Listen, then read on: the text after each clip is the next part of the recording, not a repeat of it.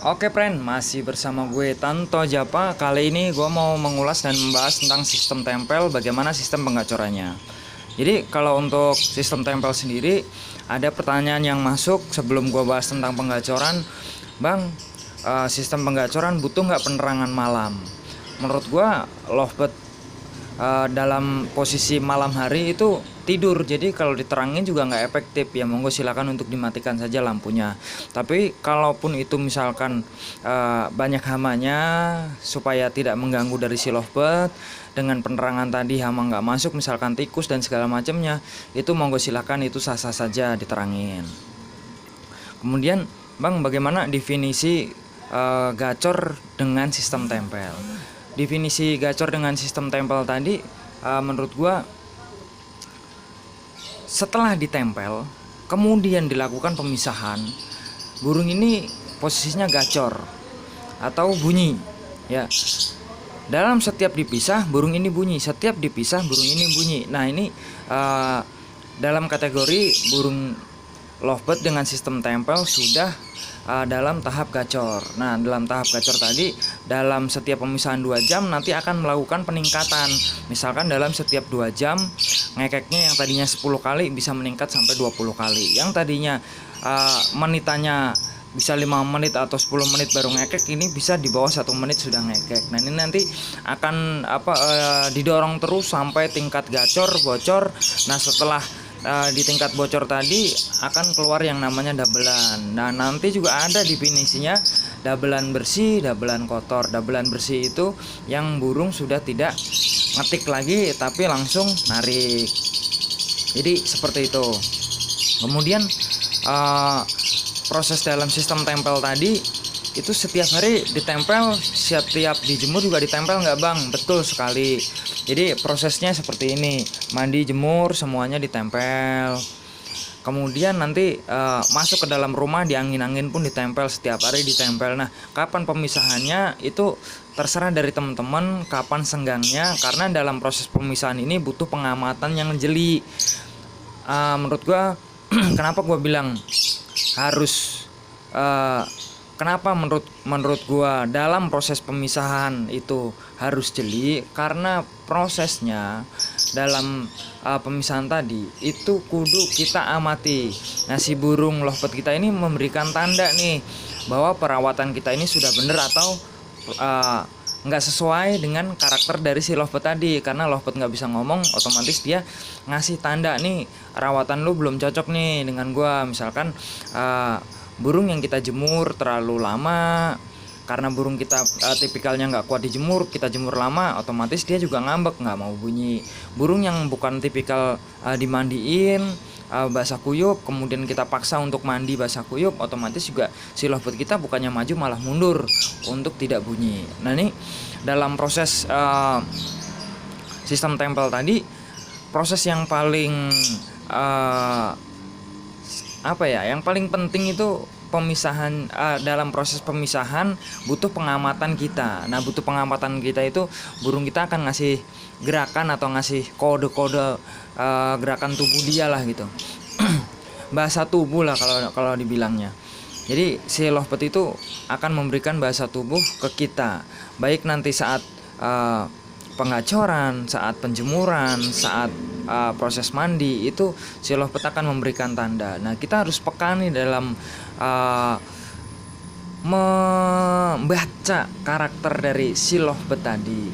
Jangan sampai kemauan dari si lovebird ini apa, kemudian kita kasihnya tuh apa. Burung yang tadi sempat gue bahas, bahwa burung yang nggak suka dijemur, nggak kuat dijemur, tapi kita jemur paksa, otomatis juga akan ngambek. Nah bagaimana nih cara kita tahu bahwa lovebird itu maunya yang seperti apa? Karena lovebird gacor itu dia posisinya burung yang nyaman. Mau sudah konslet pun kalau nggak nyaman, dia akan bangun-bangun lagi, dia akan kembali lefekter lagi. Termasuk juga burung vektor. Burung vektor pun juga kalau digantang posisinya nggak nyaman, dia juga nggak mau bunyi. Dipisah, digantangin dengan ketidaknyamanan dia, otomatis juga nggak mau bunyi. Jadi burung ini butuh sebuah kenyamanan. Nah kenyamanan ini kita yang bisa memahami.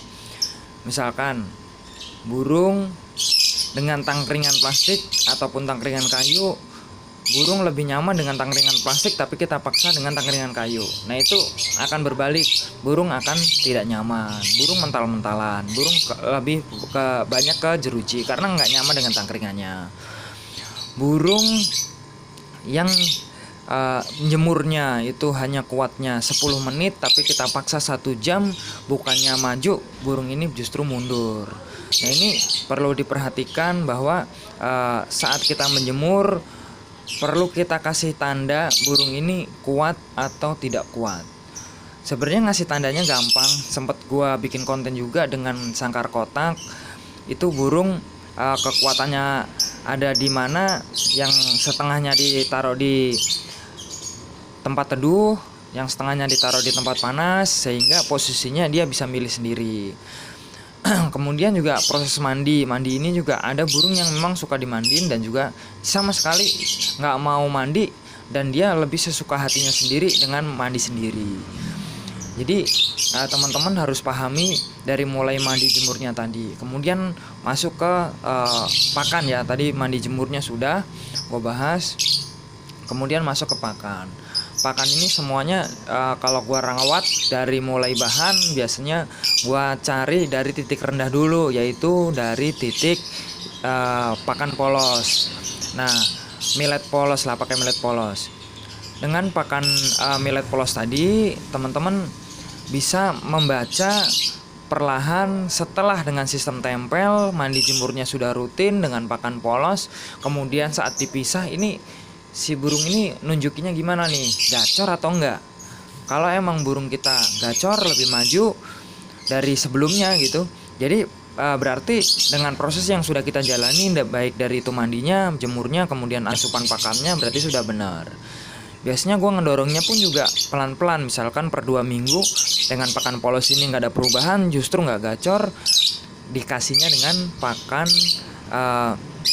extra puding, biasanya tambahannya yaitu dengan jagung.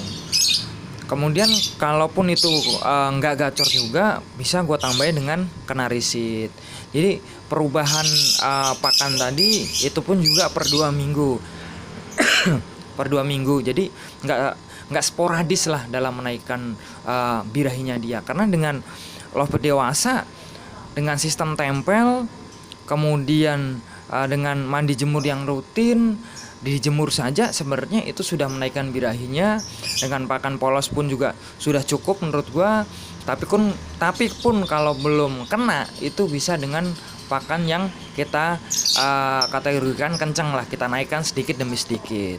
Nah, kita naikkan sedikit demi sedikit tadi, otomatis kita juga melihat nih dari perubahan dari si lovebird kita sudah kena belum di titik gacornya. Karena kan kita nyariknya tujuan rawatan kita itu membuat lovebird kita gacor. Kena nggak nih dengan rawatan selama ini gitu. Sistem tempel itu fungsinya buat menyetabilkan emosi, kemudian mandi jemurnya itu kita mainkan dari tingkat emosinya, kemudian asupan pakan. Jadi perlu dipahami bahwa dengan sistem tempel ini sangat efektif sekali. Si lovebird ini emosinya lebih stabil.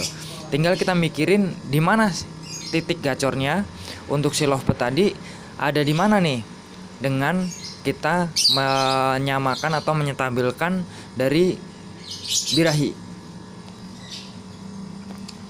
si lovebird. Kalau birahinya udah kena, bukan jatuhnya nanti birahi kawin, nanti si lovebird ini akan ngepas di titik gacornya, kemudian akan menjadi gacor. Nah, di sini kadang-kadang ada pertanyaan yang masuk, Bang, lovebird yang birahinya itu bukan birahi kawin tapi birahi bunyi, itu tandanya itu seperti apa? Biasanya burung yang gestang, kemudian setelah gestang dia itu narik, berarti dia itu burung birahinya ke birahi bunyi, burung yang kuat untuk dikencengin. Biasanya burung yang kuat dijemur, kuat dengan pakan kenceng, ya burung-burung yang tipikalnya seperti itu. Kemudian burung yang habis ngapal kemudian narik, nah biasanya burung ini kuat dikencengin nih, baik itu jemurnya, pakannya, asupan extra pudingnya. Ini mereka ini burung-burung yang seperti itu siap kenceng. Tapi burung yang memang ada juga tipikal yang nggak siap kencang, burung-burung yang tipikalnya adanya di rendah. Jadi posisinya adanya di rendah, ya mandi jemur secukupnya, nggak perlu lama-lama, justru dia menjadi gacor. Ini ada yang tipikal seperti itu. Jadi pertanyaan-pertanyaan yang masuk sudah gue jawab di sini.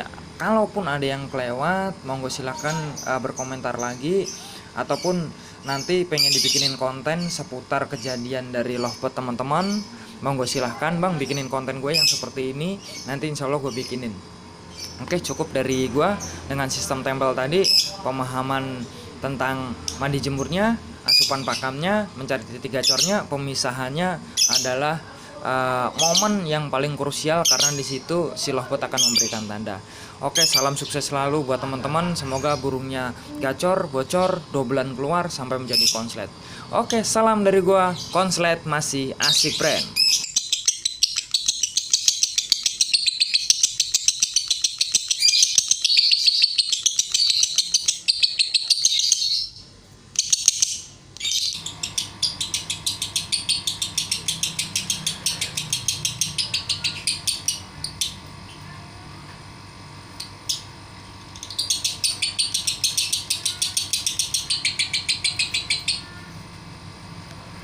Oke friend, terima kasih buat yang sudah menonton di channel YouTube-nya Tanto Java. Jangan lupa untuk subscribe, like, komen, dan juga share.